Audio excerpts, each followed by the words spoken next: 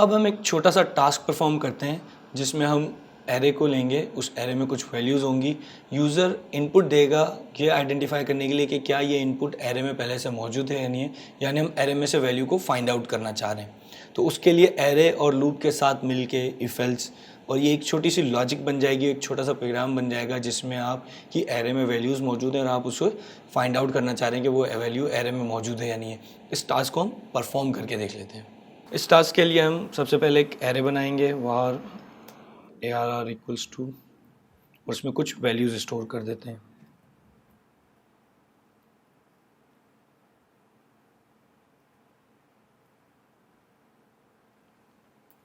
ये कुछ वैल्यूज़ मौजूद हैं इस एरे में। अब जब भी हम प्रोग्राम चलाएंगे तो यूज़र से इनपुट लें। तो यूज़र से इनपुट लेने के लिए हमने कहा var इनपुट आएगा प्रॉम्प्ट के थ्रू और प्रॉम्प्ट में स्ट्रिंग आता है तो हमें पार्स करना पड़ेगा, इसलिए हमने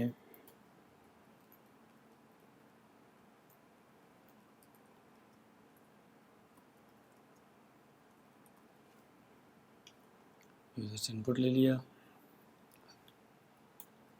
अब हमें इस नंबर को पूरी एरे में ढूंढना है। पूरी एरे में ढूंढने के लिए हमें एरे के हर एलिमेंट को चेक करना पड़ेगा। तो एरे के हर एलिमेंट को चेक करना या एरे के हर एलिमेंट तक पहुंचने के लिए हमें चाहिए लूप। तो मैं एग्जीक्यूट करूंगा सबसे पहले for var I equals to 0 I less than arr dot length I plus plus. अब अगर इसको मैं सिर्फ लॉग कर दूं तो इसका मतलब ये होगा जो भी arr में एरे में एलिमेंट हैं वो प्रिंट हो जाएंगे। यहाँ पे हम यूज़र का इनपुट भी प्रिंट कर लेते हैं।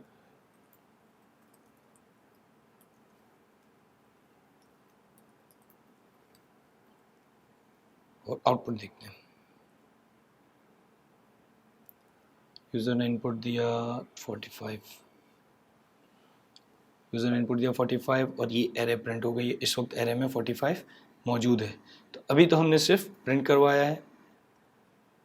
अब हम देखेंगे कि किस तरीके से हम इसे फाइंड आउट करते हैं। तो उसके लिए हमें करना ये पड़ेगा, हमें चेक करना पड़ेगा इफ़ arr का जो ith इंडेक्स पे जो भी वैल्यू है क्या वो इक्वल है यूज़र के इनपुट के। अगर एरे के ith इंडेक्स जब लूप चलेगा 0 1 2 3 के लिए ith इंडेक्स पे अगर वो इनपुट मौजूद है तो हम कह देंगे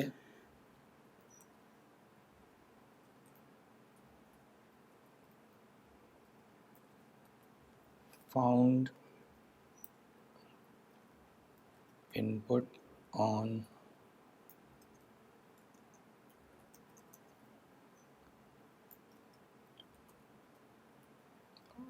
इंडेक्स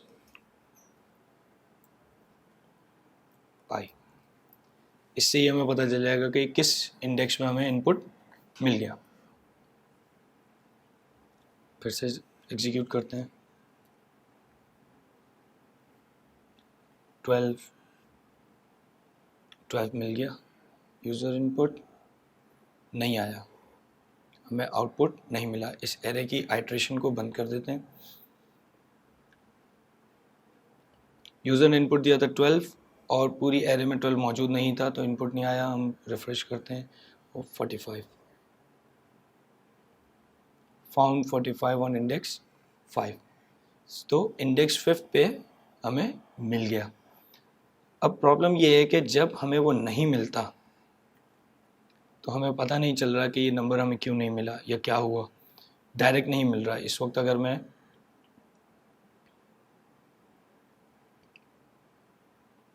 अगर मैं इस आइट्रेशन में लॉग्स को रिमूव कर दूं और अब एग्जीक्यूट करूं, 45 दिया तो इसने बता दिया फाउंड 45 ऑन 5। 12 पास किया तो कोई आउटपुट नहीं आ रहा। तो हमें एल्स चलाना है जिसमें हम बताएं कि यूज़र का इनपुट नहीं मिला।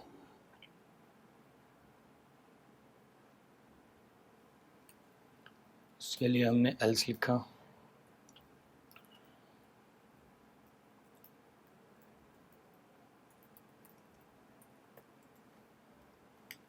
Not found. रिजल्ट देखते हैं 45। अब इसने नॉट फाउंड 5 टाइम्स प्रिंट किया है, फिर जब मिल गया तब प्रिंट किया है, और फिर नॉट फाउंड एक बार प्रिंट किया है। इसका मतलब जब जब नहीं मिल रहा तब तब नॉट फाउंड आ रहा है, और जब मिल जाता है तो फाउंड आ जाता है। जबकि हमें ये आउटपुट नहीं चाहिए, हमें आउटपुट चाहिए कि जब मिल जाए तो कह दे मिल गया, नहीं मिले तो एक बार बता दे नहीं मिला। हर आइट्रेशन में ये हमें बता रहा है not found, not found, not found. उससे ये हो रहा है कि मल्टीपल आइट्रेशंस में ये हमें मिल रहा है, और जब हमें मिल जाए तो हमें लूप को ब्रेक भी करना है, लूप नहीं चलना चाहिए उसके बाद, तो हम ये कर सकते हैं ब्रेक, यहाँ लूप रुक जाएगा। लेकिन ये एल्स प्रॉब्लमेटिक है, ये एल्स हम नहीं लगा सकते। रीज़न ये है कि ये हर आइट्रेशन पे एल्स देगा, हमें हर आइट्रेशन पे एल्स नहीं चाहिए। तो क्या करें? अब हमारे पास ये तो हमें मिल गया कि लूप चलेगा, और जब इनपुट मिल जाएगा वो बता देगा फाउंड और लूप को ब्रेक कर देगा। लेकिन अगर नहीं मिलेगा इसका मतलब पूरा लूप चलेगा और कभी भी उसमें वो वैल्यू नहीं मिलेगी। तो लूप पूरा चल के जब ख़त्म हो जाए तब हम कोई तरीक़ेकार यूज़ करें जहाँ पर हम प्रिंट कर दें कि नॉट फाउंड, यानी कि यहाँ पर हमें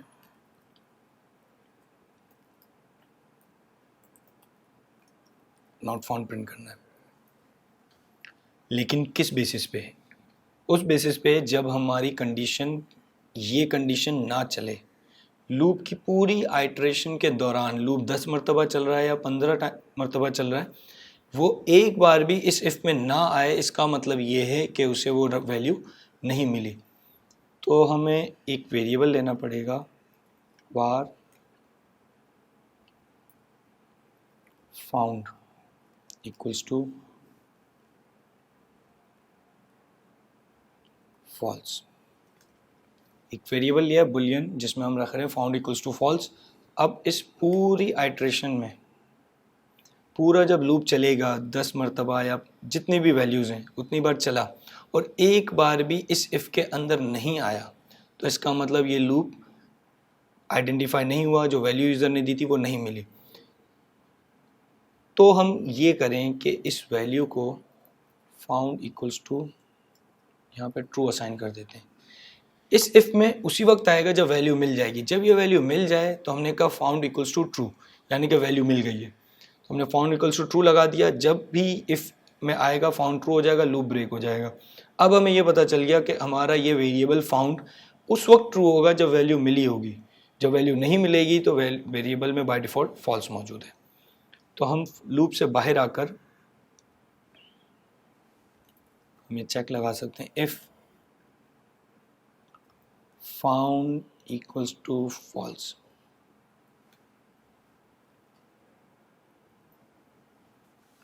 अगर फाउंड इक्वल्स फॉल्स हो तो नॉट फाउंड प्रिंट करे, वरना फाउंड इक्वल्स टू ट्रू हो तो ये प्रिंट ना करे, क्योंकि फाउंड इक्वल्स टू ट्रू होगा तो ये कंसोल ऑलरेडी चल चुका होगा।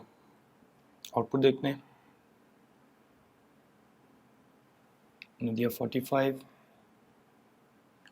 Found at index 5, 12 not found.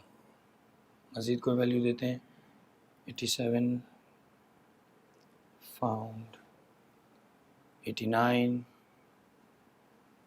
Not found. अब ये हमारी लॉजिक बन गई है और इसकी बेस पे यूज़र की इम्प्लीमेंटेशन हो सकती है। एक चेंज बाकी है, यहाँ पर जब हमने found equals to false use किया है, ये हमें यूज़ करने की ज़रूरत नहीं है, क्योंकि फाउंड इटसेल्फ बुलियन वेरिएबल है। जैसे कि हमने कंडीशंस में पढ़ा था कि जो कोई भी वैल्यू इफ़ में पास की जाती है वो बुलियन में कन्वर्ट हो जाती है, लेकिन ये बुलियन इटसेल्फ इस वक्त पास हो रहा है। तो इफ़ फाउंड जो भी है, इफ़ को चाहिए ट्रू या फॉल्स, फाउंड में इटसेल्फ ट्रू या फॉल्स मौजूद है, तो हमें कोई कंपैरिजन की ज़रूरत नहीं है। अगर ये फाउंड ट्रू होगा तो ये इफ़ चल जाएगा, अगर ये फाउंड फॉल्स होगा तो ये इफ़ नहीं चलेगा।